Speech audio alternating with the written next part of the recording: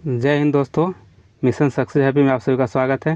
Friends देखिए, जहाँ रोशन आनंद sir का जो बुक यहाँ पे आप लोग को स्टार्ट किया गया था, इसमें आप लोग को प्रैक्टिस सेट 1 करा, जिसमें आप लोगों को मतलब 50 क्वेश्चन उसमें कंप्लीट किया गया था और यहाँ से 50 क्वेश्चन आप लोग को बच गई थी। इसमें इतना एक्स्ट्रा फैक्ट दिया गया है, यह इतना बुक अच्छा है, इतना अच्छा है कि इसका कहना कम है, इसका तारीफ़ करना कम है। तो देखिए, इसमें आप लोग को 50 क्वेश्चन के लिए 1 घंटा लगभग टाइम लग गया था और आप लोग को देखिए इस वीडियो में आप लोग को 50 क्वेश्चन को पूरा किया गया है। तो आप लोग इसको अच्छे से देखिए और यह बुक बहुत ही बिहार पुलिस के लिए अच्छा साबित होगा। इस बुक को आप लोग ख़रीद लीजिए, आप लोग के पास अवेलेबल है तो इसको ख़रीदिए। यह बुक बहुत ही रामबाण साबित होगा बिहार पुलिस के लिए। और सर का जो मेहनत है यह इस बुक में देखने को एकदम मिल रहा है कि सही में सर बहुत इसमें मेहनत किए हैं। तो इस बुक को आप लोग ख़रीद लीजिए और अगर नहीं मिलता है तो देखिए हम वीडियो प्रोवाइड करने की कोशिश कर रहे हैं, आप लोग को प्रोवाइड करेंगे वीडियो। तो आप लोग इस वीडियो को पूरा देखिएगा और चैनल पर नए हैं तो सब्सक्राइब कर लीजिए और बेल आइकन को प्रेस कर दीजिए, क्योंकि आप लोग बेल आइकन प्रेस नहीं करते हैं, जिसके वजह से आप लोग के पास नोटिफिकेशन नहीं जाता है। हम देखे हैं कि बहुत सारे बच्चे बिना नोटिफिकेशन के मतलब रह जाते हैं, उस नोटिफिकेशन उनके पास जाता ही नहीं है, तो इसलिए नोटिफिकेशन को ऑल कर लीजिएगा। तो चलिए स्टार्ट करते हैं। इसमें जो बचा हुआ प्रश्न था, इसमें 50 क्वेश्चन उसको देखते हैं। उसमें पार्ट 1 करके हम बना दिए थे और इसमें पार्ट 2 किए हैं और इसमें 50 क्वेश्चन को ऐड किया गया है। तो चलिए स्टार्ट करते हैं। देखिए फ्रेंड्स, आप लोग को यहाँ पे 51 से शुरू किया जा रहा है। अगला वीडियो में आप लोगों को 50 तक कंप्लीट करा दिया गया था। इसमें लॉन्ग दिया गया है, ज़्यादा इसमें डिटेल्स दिया गया है, जिसके वजह से ज़्यादा टाइम लग रहा था, इसीलिए उसमें वीडियो में आपको 50 प्रश्न ही कवर किया गया था। और इसमें देखिए 51 से स्टार्ट कर रहे हैं। तो निम्नलिखित में से कौन सी नदी की निक्षेपण क्रिया द्वारा बनता है? तो इसमें देखिए डेल्टा जो है ना, यह नदी के निक्षेपण क्रिया द्वारा बनता है। देखिए आगे देख लीजिए यहाँ देखिए नदी द्वारा निर्मित निक्षेपात्मक स्थलाकृतियाँ। तो देखिए जलोढ़ पंख, जलोढ़ शंकु, बालुका तटबंध और प्राकृतिक तटबंध, बाढ़ का मैदान, डेल्टा आदि। तो देखिए ये सब नदी के द्वारा बनता है। और यहाँ पे थोड़ा सा देख लेते हैं, यहाँ पे आकार देख लेते हैं। चापाकार डेल्टा, तो नील नदी का डेल्टा को चापाकार कहते हैं। और गंगा का डेल्टा हो गया, मेकांग डेल्टा हो गया। फिर यहाँ देखिए पंजाकार, तो मिसिसिपी का जो डेल्टा है ना वो पंजाकार है। यहाँ देखिए ज्वार नदमुखी डेल्टा, तो इसे ज्वार नदमुख कहा गया है। तो नर्मदा और ताप्ती यह डेल्टा बनाती है। डेल्टा ये नहीं बनाती है, एस्चुरी बनाती है, यानी ज्वार नदमुख बनाती है। तो आगे देख लेते हैं। अब यहाँ देख लीजिए कि भूकंप से संबंधित अध्ययन कहलाता है। तो ये आपको सिस्मोलॉजी हो जाएगा, सिस्मोलॉजी हो जाएगा। यहाँ पे आगे देख लेते हैं, इसका डायरेक्ट आपको तरंग दिखाते हैं। इस पर देखिए, सामान्यतः भूकंपीय तरंग को 2 वर्गों में विभाजित किया गया है। देखिए पहला है भूगर्भीय तरंग और दूसरा है धरातलीय तरंग। तो भूगर्भीय में देखिए कि पी तथा एस तरंग है और यहाँ धरातलीय में एल तरंग हो जाएगा। पी तरंग के बारे में देख लीजिए, यहाँ पे देखिए कि पी तरंग, इसे प्राथमिक तरंग भी कहते हैं। पृथ्वी के सतह पर सबसे पहले पी तरंग का अनुभव होता है। सबसे पहले जो है ना पी तरंग ही अनुभव होता है, पी तरंग का। और यहाँ देखिए ध्वनि तरंग के समान अनुदैर्ध्य तरंग होती है और यह तरंग ठोस, तरल तथा गैस तीनों माध्यम में गमन कर सकती है। यहाँ देख लेते हैं कि इसकी गति सबसे तेज तथा तीव्रता सबसे कम होती है, यानी एस और एल तरंग से। देखिए एस तरंग देख लेते हैं। एस तरंग जो है ना, यह पी तरंग के पश्चात एस तरंग पृथ्वी के सतह पर पहुंचती है और इसे द्वितीय तरंग भी कहते हैं। पी के बाद में यह पहुंचता है और इसे दूसरा तरंग कहते हैं। यहाँ पे देख लेते हैं प्रकाश तरंग के समान अनुप्रस्थ तरंग होती है। इसे देख लेते हैं कि इसकी गति पी से कम एवं एल से अधिक होती है। ये केवल ठोस माध्यम में गमन करती है। एल तरंग देख लेते हैं। एल तरंग के बारे में कि इसकी गति सबसे कम होती है, किससे? तो पी और एस से कम होती है। अतः एल तरंगे पृथ्वी की सतह पर पी तथा एस के बाद प्रकट होती है। इसकी तीव्रता पी एवं एस से अधिक होती है तथा एस सर्वाधिक विनाशकारी होता है। पूछा जाता है कि सबसे विनाशकारी कौन तरंग होता है, तो आपको एल तरंग होता है। आगे देखिए यहाँ पे अनुदैर्ध्य तरंग, इसमें कणों का कंपन दोलन तरंग की दिशा दिशा के समानांतर होता है, जैसे ध्वनि तरंग। ध्वनि क्या है? तो ध्वनि तरंग जो है ना अनुदैर्घ्य तरंग है। अनुप्रस्थ जो है यह अनुप्रस्थ तरंग, प्रकाश तरंग जो है यह अनुप्रस्थ तरंग कहा जाता है। चलिए आगे देख लेते हैं।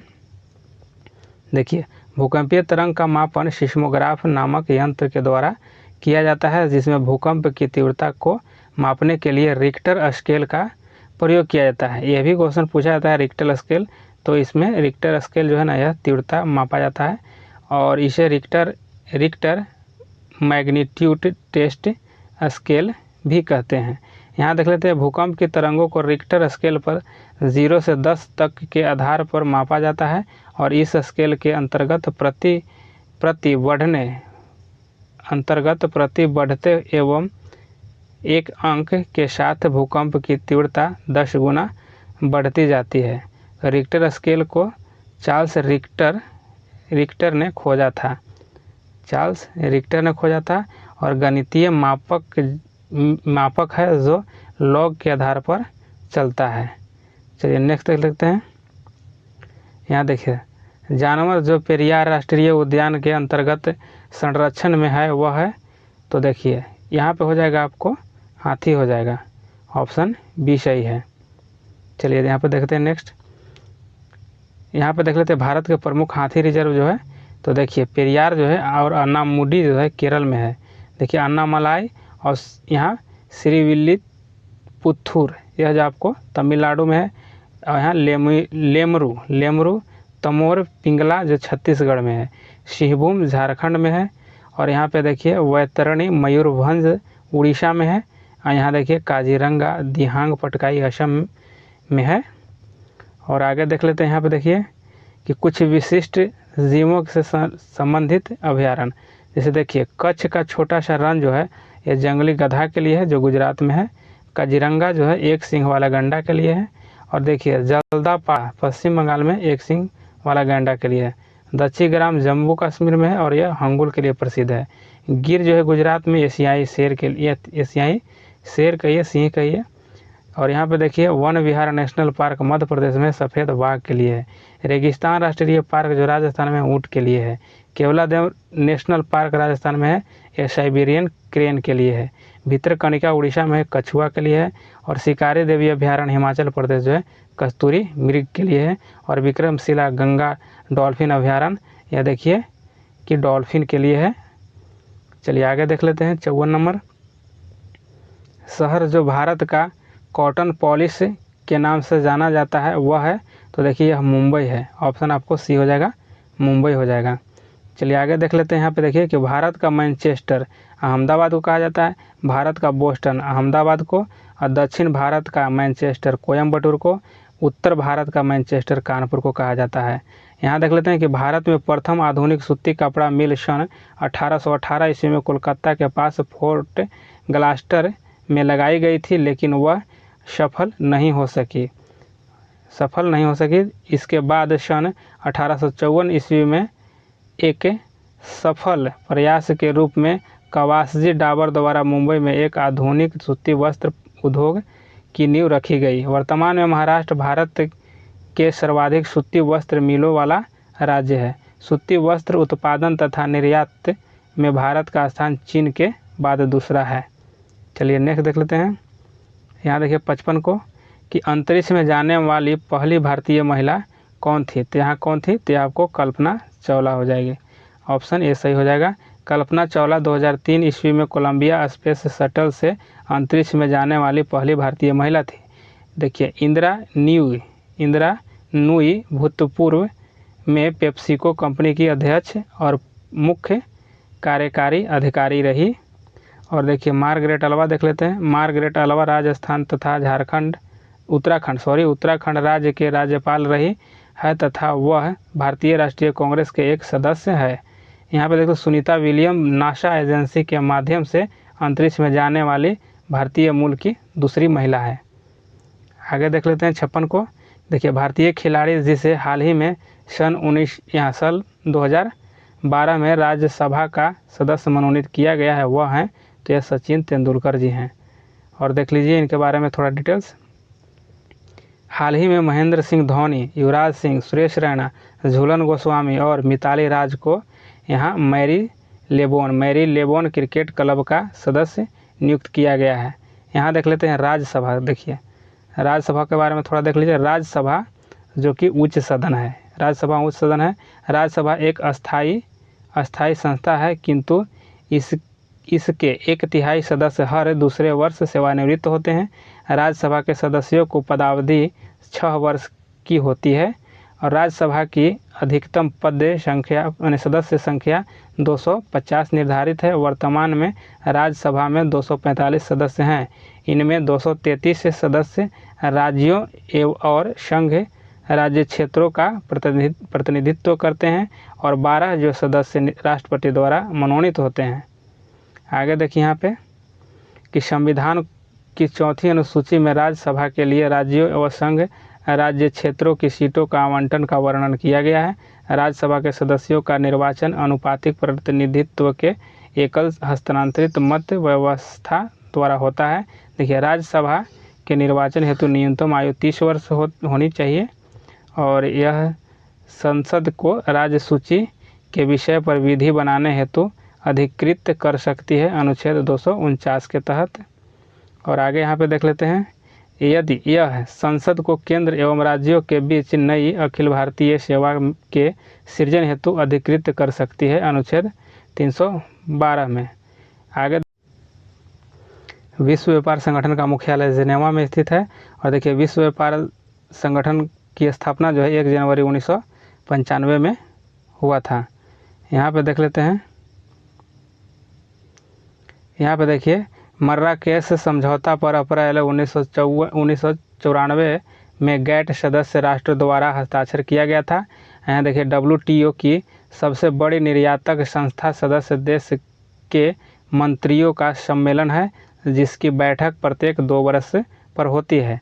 यहाँ WTO की प्रथम मंत्री स्तरीय सम्मेलन सिंगापुर में दिसंबर 1996 ईस्वी में हुई थी। यहाँ WTO में 164 सदस्य देश है।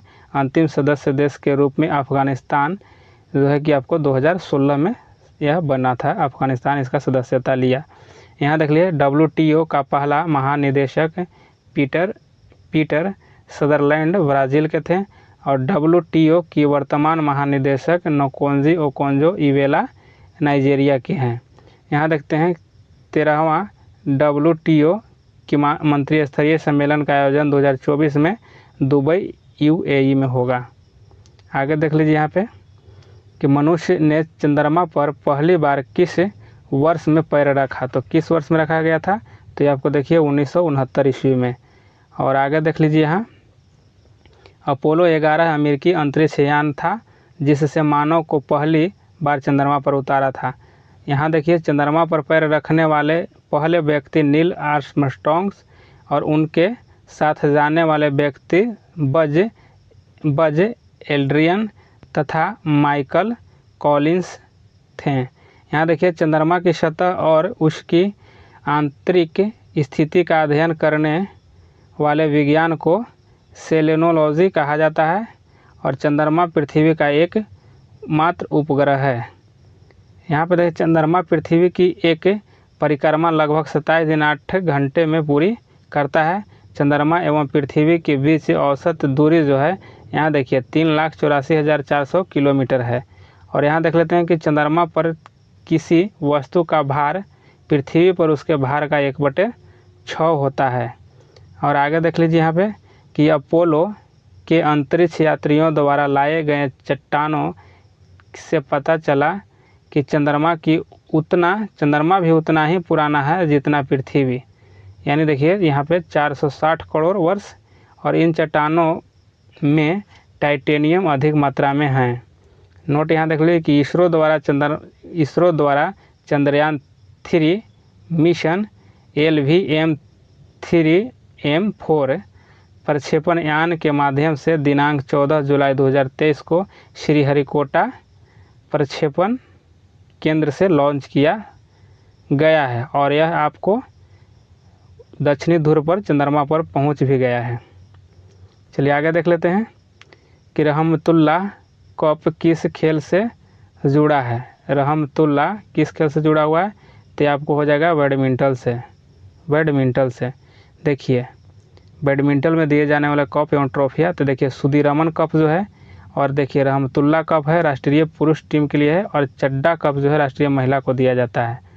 चलिए आगे देख लेते हैं। यहाँ पे देखिए थॉमस कप विश्व पुरुष टीम के लिए, उबेर कप है, अमृत दीवान कप है, नागर कप, यहाँ पे कोनिका कप है, और हॉकी में देखिए देने वाला है यहाँ पे कि वेटन कप, रंगास्वामी कप, आगा खां कप, बेगम रसूल ट्रॉफी महिला के लिए है। और आगे और देख लेते हैं, नेहरू ट्रॉफी है, वेलिंगटन कप है, इंदिरा गांधी गोल्डन कप है, गोल्ड कप है, और यहाँ देखिए कि मुख्य गप्पा गोल्ड कप है। फिर देखिए लेडी रतन टाटा ट्रॉफी है जो महिला को दिया जाता है। और आगे देख लेते हैं फुटबॉल में, देखिए यहाँ फुटबॉल में देख लीजिए, तो यहाँ Durand cup, Rovers cup, BC Roy trophy, Santosh trophy, Subroto Mukherjee cup, Merdeka cup है। ये सब फुटबॉल में दिए जाने वाले ट्रॉफियाँ हैं। क्रिकेट में देख लेते हैं Ranji trophy, Irani trophy, Duleep trophy, CK Naidu trophy, Deodhar trophy, और जीडी बिरला ट्रॉफी। आगे देख लीजिए टेनिस में भी देख लीजिए, टेनिस में देखिए यहाँ पे है कि बर्नावेलेक कप पुरुष के लिए है, जयलक्ष्मी कप है, राजकुमारी चैलेंज कप है, रामानुज ट्रॉफी है, यह जो आपको टेबल टेनिस के लिए दिया जाता है। और यहाँ देखते हैं बास्केटबॉल से संबंधित कप और ट्रॉफियाँ, तो यहाँ बंगलुरु ब्लूज चैलेंज कप है। आगे देखते हैं नेहरू कप है, फेडरेशन कप है। पोलो में देख लीजिए, पोलो में हो जाएगा यहाँ की एजरा कप है, पृथ्वीपाल सिंह कप है, राधा मोहन कप है, क्लासिक कप, और गोल्फ में देखिए वाकर कप और सर्किट कप। चलिए आगे देख लेते हैं यहाँ पे। और यहाँ पे है कि राइडर कप है, डन हिल कप है, प्रिंस ऑफ वेल्स कप है। चाइना कप का संबंध जिम्नास्टिक खेल से है, यहाँ ये देख लीजिए। चलिए 60 नंबर देख लीजिए कि लंदन ओलंपिक 2012 में भारत द्वारा मेडल जीते गए थे, तो इसमें जीते गए थे आपको 6 मेडल जीता गया था भारत के द्वारा। और आगे देख लेते हैं यहाँ पे कि लंदन ओलंपिक 2012 में भारत द्वारा 6 मेडल जीते गए, और 32वें ग्रीष्मकालीन ओलंपिक 2020 का आयोजन टोक्यो जापान में हुआ था। और यहाँ टोक्यो ओलंपिक में पदक तालिका में प्रथम स्थान अमेरिका का, जो कि 113 पदक। इसमें स्वर्ण जीता था कितना, तो यहाँ देखिए 39, और रजत जीता गया था 41, और तथा कांस्य 33। और आगे देख लेते हैं यहाँ कि टोक्यो ओलंपिक में पदक तालिका में भारत 7 पदक, 1 स्वर्ण, 2 रजत और 4 कांस्य के साथ 48वें स्थान पर था। यहाँ पे और देख लीजिए नीरज चोपड़ा, जो कि 87.58 देखिए 58 मीटर के थ्रो के साथ स्वर्ण पदक जीतने वाला एकमात्र भारतीय थे। 33वां ग्रीष्मकालीन ओलंपिक 2024 पेरिस फ्रांस में होगा, और 34वां ग्रीष्मकालीन ओलंपिक 28 में जो लॉस एंजल्स संयुक्त राज्य अमेरिका में होगा। यहाँ पे देखिए कि इनमें कौन सा घरेलू अवशिष्ट जैव अनिम्नीकरणीय नहीं है, तो देखिए इसमें कौन नहीं है, तो यहाँ पे आपको डी हो जाएगा, कागज़ हो जाएगा, ऑप्शन डी हो जाएगा। देखिए यहाँ पे जैव अनवनीकरणीय वैसे पदार्थ होते हैं जो बैक्टीरिया और कवकों द्वारा जल्दी विघटित नहीं होते हैं। ये सैकड़ों दशकों तक ग्रह पर पड़े रहते हैं। उदाहरण के लिए प्लास्टिक, इलेक्ट्रॉनिक्स कचरा, कृत्रिम रबर, कांच आदि ये सब है। और आगे देख लीजिए यहाँ पे वे अवशिष्ट पदार्थ जिनका जैविक कारकों द्वारा यहाँ अपघटन हो जाता है जब नवीकरणीय पदार्थ कहलाता है। 62 नंबर देखिए कि द्वितीय महायुद्ध के अंतिम चरण में परमाणु बम विस्फोट से कौन सा शहर सबसे ज़्यादा प्रभावित हुआ था, तो आपको हिरोशिमा सबसे ज़्यादा प्रभावित हुआ था। देखिए यहाँ पे कि द्वितीय विश्व युद्ध के अंतिम चरण में 6 अगस्त 1945 को हिरोशिमा पर लिटिल बॉय यूरेनियम 235 नामक परमाणु बम गिराया गया, तथा 9 अगस्त 1945 को नागासाकी पर फैटमन नामक प्लूटोनियम 239 परमाणु बम गिराया गया था। आगे यहाँ पे देख लीजिए दोनों शहरों में हिरोशिमा शहर को सबसे ज़्यादा क्षति पहुंचा था। परमाणु बम नाभिकीय विखंडन के सिद्धांत पर काम करते हैं और परमाणु बम का विकास जे रॉबर्ट ओपेनहीमर के निर्देश में अमेरिका के द मैनहट्टन प्रोजेक्ट के तहत बनाया गया था। चलिए आगे देख लेते हैं।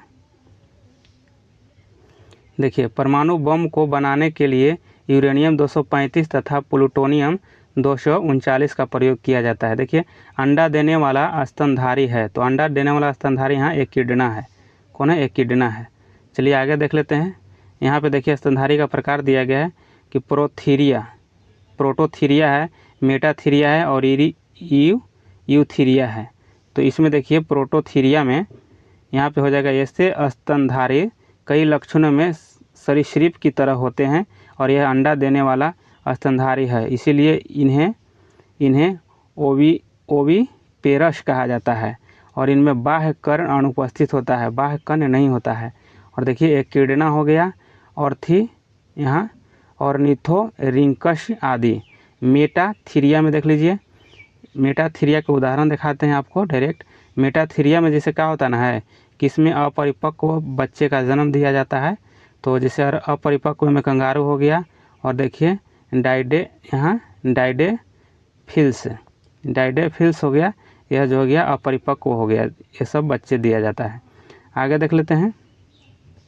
यहाँ पे देखिए यूथीरिया, देखिए यूथीरिया जो हो गया, इस उपवर्ग में उच्च स्तनधारी शामिल होते हैं और इसमें बाह्य कर्ण उपस्थित होते हैं और इसके जबड़े में दांत पाए जाते हैं और इसमें निषेचन आंतरिक होता है। देखिए उदाहरण के लिए पैंगोलिन हो गया, हिस्ट्रिक्स हो गया, चूहा, खरगोश, कुत्ता, बाघ और मनुष्य इसमें आते हैं यूथीरिया में।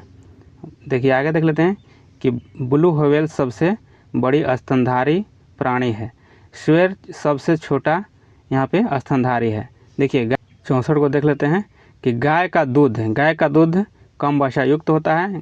यहाँ पे देखिए कि गाय के दूध में प्रोटीन, कैल्शियम, यहाँ राइबोफ्लोविन होता है और इसके अतिरिक्त इसमें विटामिन ए, डी, के और ई होता है। यहाँ देखिए दूध में कैसीन नामक प्रोटीन होते हैं। यहाँ पे आगे देख लेते हैं कि विटामिन, खनिज, लवण एवं कुछ कार्बनिक अम्ल तथा एसिटिक अम्ल, साइट्रिक अम्ल, ये सब जो है लैक्टिक अम्ल, ये सब इसमें पाए जाते हैं और जिसकी शरीर को अल्प मात्रा में आवश्यकता होती है। आगे देख लीजिए 65 को कि उल्लू की आँख में पाई जाती है केवल, उल्लू की आँख में क्या पाई जाती है, तो यहाँ पे देखिए शलाका कोशिकाएँ पाई जाती है। ऑप्शन ए सही हो जाएगा, शलाका कोशिकाएँ। देखिए यहाँ पे देख लेते हैं कि उल्लू रात में भली भांति देख सकता है परंतु दिन में नहीं देख पाता है। उल्लू के नेत्र में बड़ा कॉर्निया तथा बड़ी पुतली होती है ताकि नेत्र में अधिक प्रकाश प्रवेश कर सके। इसी के साथ साथ इसके रेटिना में बड़ा संख्या में शलाका कोशिका होता है। देखिए शलाका कोशिका होता है तथा केवल कुछ ही शंकु कोशिकाएं होते हैं, इसमें बहुत कम शंकु कोशिकाएं होते हैं जिसके कारण यह दिन में नहीं देख पाता है। देखिए रात्रि चर पक्षी में शलाका कोशिका की संख्या अधिक होती है क्योंकि शलाका क्षण जो होता है कोशिका निम्न प्रकाश स्तर पर दृष्टि के लिए जिम्मेदार होता है। इसी कारण इसके रात की दृष्टि काफ़ी तेज होती है। और प्रकाश में सक्रिय पक्षी, जैसे प्रकाश में देखिए बाज हो गया, गौरैया हो गया, चील हो गया, यह सब प्रकाश यानी कि दिन में सक्रिय रहता है। में बड़ी संख्या में शंकु कोशिकाएं, इसमें शंकु कोशिकाएं पाया जाता है, शलाका कोशिका इसमें कम होता है। शलाका कोशिकाएं देखिए सूक्ष्म शलाका कोशिकाएं इसमें होती है जिसके कारण यह दिन में ज़्यादा देख पाते हैं। चलिए आगे देख लेते हैं। यहाँ पे देखिए रेटिना में 2 प्रकार की कोशिकाएं होती है जो प्रकाश को इकट्ठा करती है, एक शलाका और एक शंकु। चलिए यहाँ पे आप लोग समझ गए होंगे। चलिए आगे देख लेते हैं। यहाँ पे देखिए 66 का है कि किस पदार्थ के परिवहन के लिए पौधा को ऊर्जा चाहिए। तो देखिए किस पदार्थ के परिवहन के लिए पौधे को ऊर्जा चाहिए, तो यहाँ ऑप्शन हो जाएगा सी आपको सुक्रोज। देखिए एटीपी अणुओं से प्राप्त ऊर्जा का उपयोग फ्लोएम ऊतक द्वारा पत्तियों में बने भोजन सुक्रोज के परिवहन के लिए किया जाता है। और देख लेते हैं यहाँ पे देखिए पौधे में भोजन तथा जल एवं खनिज लवणों का वहन क्रमशः देखिए फ्लोएम एवं जाइलम ऊतक के द्वारा। देखिए जाइलम से होता है आपको जल को लिया जाता है, और भोजन जो होता है ना, भोजन ये सब जो होता है फ्लोएम के द्वारा ले जाया जाता है पौधे के ऊपर। चलिए आगे देख लेते हैं। यहाँ पे देख लेते हैं कि एडिटिव भोजन में होते हैं। यहाँ एडिटिव भोजन में क्या होते हैं, तो देखिए सी होता है कि रोगनाशक एवं खनिज दोनों यहाँ होता है, इसमें दोनों रहता है। तो यहाँ देख लेते हैं कि एडिटिव खाद्य योज्य यानी भोजन में इसमें क्या होता है कि वे रसायन है, देखिए इसको कह सकते हैं कि वे रसायन है जो खाद्य पदार्थों को ताज़ा रखने या उसके रंग, स्वाद या बनावट को बढ़ाने के लिए उनमें मिलाए जाते हैं। चलिए आगे देख लेते हैं कि खाद्य योज्य यानी एडिटिव रोगनाशक और खनिज लवण के अतिरिक्त अन्य प्रकार के भी होते हैं, जैसे फोमिंग एजेंट, जेलिंग एजेंट, ये सब होते हैं। चलिए आगे देख लेते हैं। यहाँ देखिए फफूंदी जो है, तो यह फफूंदी जो है ना आपको सी हो जाएगा। इसमें देखिए कि परजीवी एवं सेप्रोफिटिक दोनों इसमें होता है परजीवी में। चलिए आगे देख लेते हैं। इसका कुछ विशेषता देख लेते हैं। कवक या फफूंदी इस जगत में वे यूकैरियोटिक तथा परपोषित जीवधारी सम्मिलित किए गए हैं, जिसमें अवशोषण द्वारा पोषण होता है। देखिए यहाँ पे, और यह सभी परजीवी अथवा मृतजीवी होते हैं, और इसकी कोशिका भित्ति काइटिन की बनी होती है। कवक की कोशिका भित्ति काइटिन की बनी होती है। यहाँ देखिए कि परजीवी इस प्रकार के पोषण में एक जीवाणु दूसरे जीवाणु पर आश्रित रहते हैं और रोग कारक होते हैं, जैसे माइकोबैक्टीरियम। यहाँ पे देखिए मृतजीवी इस प्रकार के पोषण में जीवाणु मृत अवशेषों से भोजन प्राप्त करते हैं, जैसे लैक्टोबैसिलस। चलिए आगे देख लेते हैं। यहाँ पे देखिए शैवाल जल पक्षी बड़ी मछली और छोटी मछली से बनी आहार श्रृंखला में यहाँ डीडीटी का सांद्रण किस जीव में सबसे अधिक होगा, तो किस में सबसे ज़्यादा होगा, तो यहाँ देखिए जल पक्षी में सबसे ज़्यादा होगा। आगे देख लेते हैं यहाँ पे कि खाद्य श्रृंखला एक समुदाय में रहने वाले जीवों का अनुक्रम है, जिसमें एक जीव खाद्य ऊर्जा को स्थानांतरित करने के लिए किसी अन्य जीव का उपभोग करता है, उसे खाद्य श्रृंखला कहा जाता है। यहाँ पे देखिए बेलामेन कोशिकाओं की उपस्थिति लाक्षणिक होती है, तो लाक्षणिक होती है, तो यहाँ पे हो जाएगा आपको ऑप्शन सी सही हो जाएगा, एपीफाइट्स में। चलिए आगे देख लेते हैं। 71 को किस 100 ओम, देखिए 100 ओम वाले प्रतिरोध में 2.2 एम्पियर धारा प्रवाहित तो होती है, तो प्रतिरोध के सिरों के बीच विभवांतर होगा, तो इसका होगा आपको 220 वोल्ट हो जाएगा, 220 वोल्ट। यहाँ देख लीजिए कि एक अवतल लेंस के लिए वस्तु की दूरी का चिन्ह होगा, तो यहाँ हो जाएगा आपको ऑप्शन ए हो जाएगा, ऋण हो जाएगा, ऑप्शन ए ऋण हो जाएगा। यहाँ देखिए कि पारदर्शी वक्र सतह जिसका उपयोग प्रकाश को अपरिवर्तित करने और उसके सामने रखी किसी वस्तु की छवि बनाने के लिए किया जाता है, लेंस कहलाती है।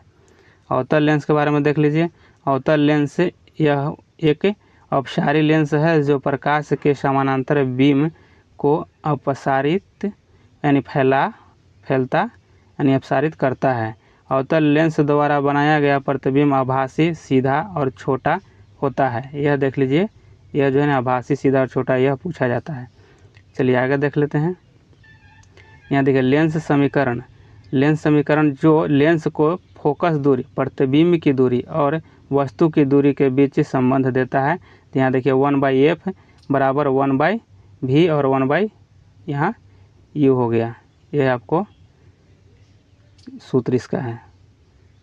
देखिए अवतल लेंस जो है फोकस दूरी ऋणात्मक ली जाती है। अवतल लेंस की फोकस दूरी जो है ऋणात्मक ली जाती है।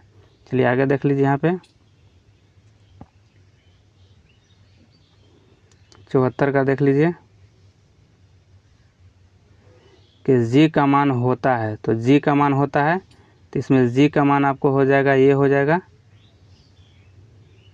यहाँ पे देखिए 6.67 गुने 10⁻⁻11 यहाँ न्यूटन गुने मीटर स्क्वायर बटे किलो स्क्वायर हो जाएगा। चलिए आगे देख लेते हैं। यहाँ देख लीजिए कि रेखांकित वस्तु पर कितना परिणामी बल लग रहा है, तो यहाँ पे आंसर आपको हो जाएगा डी, यानी 0 न्यूटन लग रहा है, 0 न्यूटन लग रहा है इसमें। चलिए आगे देख लीजिए। यहाँ पे देखिए सोल्व किया हुआ है, इसको किस तरह से लग रहा है, जो इसे आप लोग अच्छे से देख लीजिए।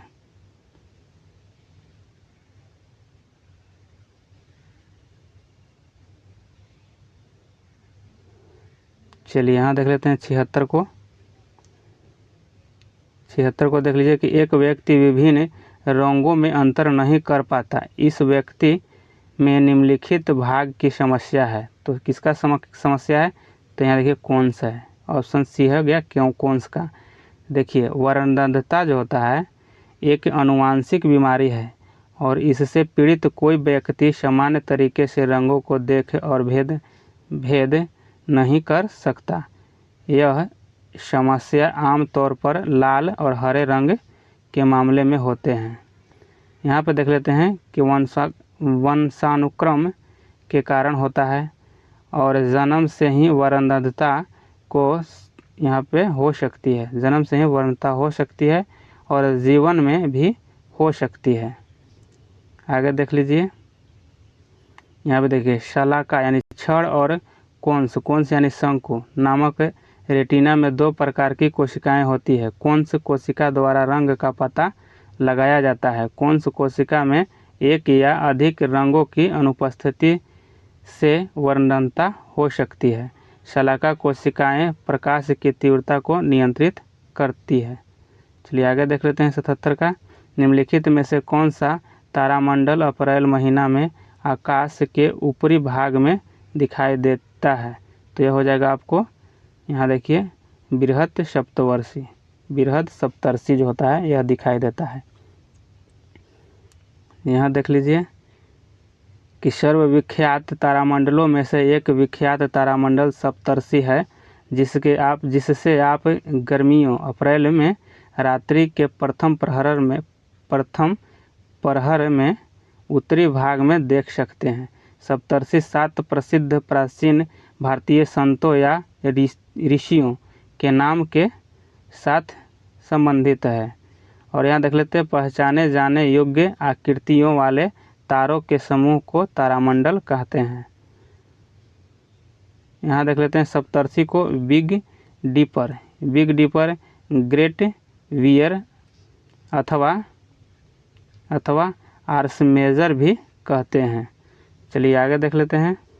यहाँ देखिए कि यहाँ 2, 5 ओम और 10 ओम के प्रतिरोध किसी परिपथ में श्रेणी क्रम में जुड़े हैं और यहाँ अग्रलिखित विकल्प संभव है। यहाँ दिया गया है कि दोनों परिपथों के बीच विभवांतर अलग अलग होगा, दोनों परिपथों के बीच विभवांतर समान होगा। यहाँ पे देख लीजिए कि 3 में दिया है कि 5 ओम प्रतिरोध के लिए विभवांतर 10 ओम वाले प्रतिरोध से दोगुना होगा और 10 ओम प्रतिरोध के लिए विभवांतर 5 ओम वाले प्रतिरोध से दोगुना होगा। तो यहाँ आंसर आपको सी हो जाएगा, यानी कि 1 और 4 इसमें सही है, 1 और 4 सही है इसमें। चलिए आगे देख लेते हैं 10 को। देखिए यहाँ पे देखिए 79 को। यहाँ पे कि 10 सेमी की फोकस दूरी के उत्तल लेंस एवं 20 सेमी फोकस दूरी के एक अवतल लेंस को समान अक्षीय स्थिति में सटा कर रखा जाता है तो संयुक्त लेंस एक है। तो यहाँ पे हो जाएगा आपको बी हो जाएगा ना, उत्तल लेंस का काम करता है। यहाँ कि जब किसी वस्तु को ऊर्ध्वाधर ऊपर फेंका जाए तब उच्चतम बिंदु पर वेग का मान होगा, तो यहाँ होगा आपको 0 हो जाएगा, इसका 0 हो जाएगा। 81 को देखिए, खाद्य पदार्थों के डिब्बों पर जिंक की बजाय टीन का लेप होता है, क्योंकि होता है कि टीन की अपेक्षा जिंक अधिक अभिक्रियाशील है, इसलिए होता है। देखिए यहाँ पर देख लीजिए कि खाद्य पदार्थ के डिब्बे पर जिंक के बजाय टीन का लेप होता है, क्योंकि जस्ता अत्यधिक अभिक्रियाशील होता है और इसीलिए यह भोजन में अम्ल या क्षार जैसे यौगिक के साथ प्रतिक्रिया कर सकता है। इससे यह भोजन को उपयोग के लिए अयोग्य या यहाँ तक कि जहरीला बना सकता है। यह सदलेपन यह एक धातु कार्मिक प्रक्रम है जिसमें इस्पात या लोहे के ऊपर जस्ते की परत चढ़ा दी जाती है। चलिए यहाँ देख लेते हैं 82 को, निम्नलिखित में से किस में कणों का आकार अधिरोही क्रम में होता है? तो इसमें हो जाएगा आपको, देखिए ऑप्शन ए हो जाएगा वास्तविक विलयन, कोलाइडी विलयन और निलंबन। यह आपको सही हो जाएगा, ऑप्शन ए हो जाएगा।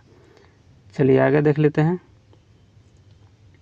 देखिए निलंबन किसे कहते हैं, ये देख लीजिए, छोटी आकार के कणों के पदार्थ को विलायक में अधुलनशील परंतु नगण्य आँखों से दृश्य होते हैं। यह 2 या 2 से अधिक पदार्थ का विषमांग मिश्रण होते हैं और इसमें परिप्रेक्षित कणों का आकार 10⁻⁻5 सेंटीमीटर या इससे अधिक होती है। इसके कण छन्ना पत्र के आर पार नहीं आ जा सकते हैं। उदाहरण के लिए नदी का गंदा जल, वायु में धुआं आदि। कोलाइडी देख लीजिए, कोलाइडी में क्या होता है, इसमें देख लीजिए कि यह 2 पदार्थों का विषमांग मिश्रण होता है। इसमें परिप्रेक्षित कणों का आकार 10⁻⁻5 सेंटीमीटर से 10⁻⁻7 सेंटीमीटर के बीच होता है और इसके कण छन्ना पत्र के आर पार आ जा सकता है। उदाहरण के लिए दूध, गोंद, रक्त, स्याही, ये सब कोलाइडी है। चलिए आगे देखिए। 83 को देखते हैं, प्राकृतिक रबर निम्नलिखित का बहुलक है। तो ये आपका हो जाएगा आइसोप्रीन का बहुलक है, आइसोप्रीन का बहुलक है। यहाँ पे देख लेते हैं कि CR3 जो प्लस तथा CR3 प्लस तथा SO4 2- का यौगिक होगा, तो इसका क्या हो जाएगा, इसका आंसर आपको डी हो जाएगा। यहाँ आपको डी हो जाएगा आंसर। चलिए आगे देख लेते हैं। देखिए यहाँ 85 को देख लीजिए, नाभिकीय ऊर्जा गृहों में कौन सा ईंधन इस्तेमाल होता है? नाभिकीय ऊर्जा गृह में कौन सा होता है? तो यहाँ पर हो जाएगा ऑप्शन डी हो जाएगा, संवर्धित 35 होता है। चलिए आगे देख लेते हैं। यहाँ पे देखिए कि परमाणु जो द्रव्यमान है 14 है और यहाँ परमाणु संख्या 6 है, तो कार्बन में न्यूट्रॉनों की संख्या होती है, तो होती क्या हो जाएगा इसमें, ऑप्शन सी हो जाएगा, 8 हो जाएगा, ऑप्शन सी। देखिए यहाँ पे देखिए परमाणु, इसमें परमाणु संख्या 6 अर्थात प्रोटॉनों की संख्या 6 हो जाएगा और इसकी द्रव्यमान संख्या 14 है, तो यहाँ द्रव्यमान संख्या बराबर प्रोटॉनों की संख्या प्लस न्यूट्रॉनों की संख्या, तो 14 यहाँ देखिए दिया गया है, यहाँ पे 14 बराबर 6 प्लस n है, तो n बराबर क्या हो जाएगा, 14 - 6 कर दिया गया है बराबर 8 हो गया, तो यहाँ न्यूट्रॉनों की संख्या 8 हो जाएगा। चलिए आगे देख लीजिए यहाँ पे 87 को देख लीजिए कि जब तनु HCl को लौह चूर्ण पर डाला जाता है तो गैस निकलती है, तो कौन सी गैस निकलेगा, तो आपको देखिए H2 निकलता है, H2 निकलता है। यहाँ पे देखिए कि सूर्य में उपस्थित नाभिकीय ईंधन है, तो सूर्य में यहाँ पे हाइड्रोजन हो जाएगा, यहाँ पे हाइड्रोजन नाभिकीय ईंधन है सूर्य में। चलिए आगे देख लेते हैं। निम्नलिखित में से कौन जैव मात्रा ऊर्जा का स्रोत नहीं है, तो कौन नहीं है, तो इसमें आंसर हो जाएगा आपको सी, मृदा नहीं है, मृदा नहीं है। देखिए लकड़ी, गोबर, कोयला ऊर्जा का स्रोत है जिसमें जैव पदार्थों की उपस्थिति होती है। चलिए आगे देख लेते हैं। 90 को तो पदार्थ का सबसे छोटा कण जो पदार्थ की सब विशेषता बताता है हो वह है, तो इसमें क्या हो जाएगा, अणु हो जाएगा। अणु किसे कहते हैं, कि किसी तत्व अथवा यौगिक का वह सूक्ष्मतम कण है जो स्वतंत्र रूप से रह सकता है और जो उस तत्व या यौगिक के सभी गुणधर्मों को प्रदर्शित करता है। यहाँ पे देख लेते हैं किसी आवृत्ति यहाँ देख लीजिए, किसी आवर्ती बराबरता सारणी की माध्यिका को आरेखित विधि से निकालने के लिए सहायता ली जाती है, तो यह हो जाएगा आपको त्वरण की। यहाँ देख लीजिए ऑप्शन डी हो जाएगा, त्वरण की हो जाएगा। देखिए निम्नलिखित, यहाँ देखिए निम्नलिखित में से कौन सी संख्या परिमेय पूछ रहा है, तो कौन सी परिमेय हो जाएगा, तो देखिए यहाँ पे आपको सी जो है यह परिमेय है।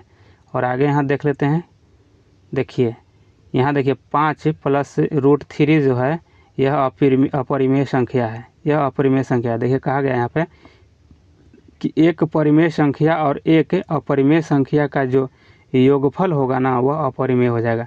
तो देखिए 5 जो है ना यह परिमेय है और यहाँ √3 जो है गया अपरिमेय है, तो ये दोनों को जब जोड़ा जाता है तो अपरिमेय बन जाता है। यहाँ देख लीजिए कि एक अपरिमेय संख्या का गुणनफल किसी पूर्णांक के साथ करने पर अपरिमेय संख्या ही प्राप्त होगा। तो देखिए यहाँ 7 जो है यह क्या है आपको, यह कि पूर्ण संख्या है, पूर्णांक संख्या है, और इसमें जो यहाँ पे √2 है यह अपरिमेय संख्या से गुना जब किया जाता है तो अपरिमेय ही प्राप्त होता है। और फिर यहाँ पे देखिए क्या कहा गया है, देखिए किसी अपरिमेय संख्या में किसी शून्येतर संख्या से भाग देने पर यहाँ अपरिमेय संख्या प्राप्त होती है। तो देखिए यहाँ √3 को √2 से भाग देंगे तो यहाँ भी अपरिमेय संख्या हो जाएगा। तो आगे यहाँ देख लीजिए क्या कह रहा है कि परिमेय संख्या किसे कहते हैं, P/Q, यानी कि यहाँ Q not equal to 0, P और Q दोनों पूर्णांक होना चाहिए। शून्य एक परिमेय संख्या है, शून्य जो है एक परिमेय संख्या है। यहाँ पे देख लीजिए कि पाई जो है ना, पाई और √3, यहाँ पे √3 और √5 etc यहाँ पे क्या होगा, तो देखिए अपरिमेय अभीष्ट अपरिमेय संख्या कौन हो जाएगा, तो इसमें हल किया यहाँ पे, तो यहाँ का इसका आंसर आपको ये हो जाएगा। चलिए आगे देख लेते हैं। यहाँ यदि एक गोले का क्षेत्रफल यहाँ 1386 सेंटीमीटर स्क्वायर है तो इसका आयतन होगा, तो इसका आयतन होगा आपको इसका सी हो जाएगा, यानी कि यहाँ देख लीजिए 4851 सेंटीमीटर क्यूब हो जाएगा। यहाँ पे देखिए सॉल्यूशन इसका किया गया है। चलिए आगे देख लेते हैं।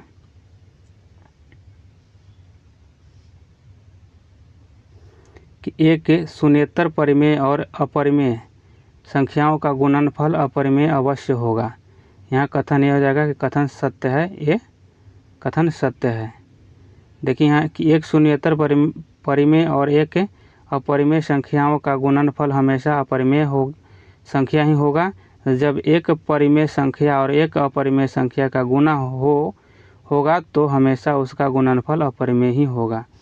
इसके पहले आप लोग देख लिए थे, वहाँ पे दिखाया गया था आपको। यहाँ देख लीजिए 95 को देख लीजिए। 95 का कि यदि m संख्याओं का औसत n² तथा n संख्याओं का औसत m² हो तो इन m + n संख्याओं का औसत होगा, तो यहाँ आपको m × n हो जाएगा। यहाँ पे देखिए कि इसका सॉल्यूशन किया गया है। चलिए यहाँ पे देख लेते हैं 96 का। यहाँ पे देखिए log 10, यहाँ पे देखिए दिया गया है कि 0.0001 का मान क्या होगा, तो इसका मान हो जाएगा -5 हो जाएगा। चलिए आगे देख लीजिए 97 का। यहाँ इसका 97 का सॉल्यूशन इसमें देख लीजिए। इसका पीडीएफ आप लोग को उपलब्ध करा दिया जाएगा, लेकिन कुछ इशू के वजह से अभी उपलब्ध नहीं किया जा रहा है। यहाँ पे देख लीजिए 98 का, इसका सी हो जाएगा। यहाँ देख लीजिए 99 का आंसर आपको डी हो जाएगा। 100 को देख ले, 100 देखिए कि यहाँ देखिए कि 30,000 रुपये का 7% वार्षिक ब्याज की दर से किसी समय अंतराल के लिए चक्रवृद्धि ब्याज यहाँ पे 4347 है। समय का अंतराल ज्ञात करना है, तो इसका हो जाएगा 2 वर्ष के अंतराल में यह हो जाएगा। देखिए यहाँ पे सूत्र दिया गया है, इस तरह से सोल्व कीजिएगा तो यह सोल्व हो जाएगा, इसी सूत्र पर सोल्व हो जाएगा। चलिए आगे यहाँ पे समाप्त हुआ। और आप लोगों को देखिए प्रैक्टिस सेट दूसरा इसका प्रोवाइड हम करेंगे, और इसको आप लोग चैनल को लाइक और सब्सक्राइब और शेयर ज़रूर कीजिए। धन्यवाद।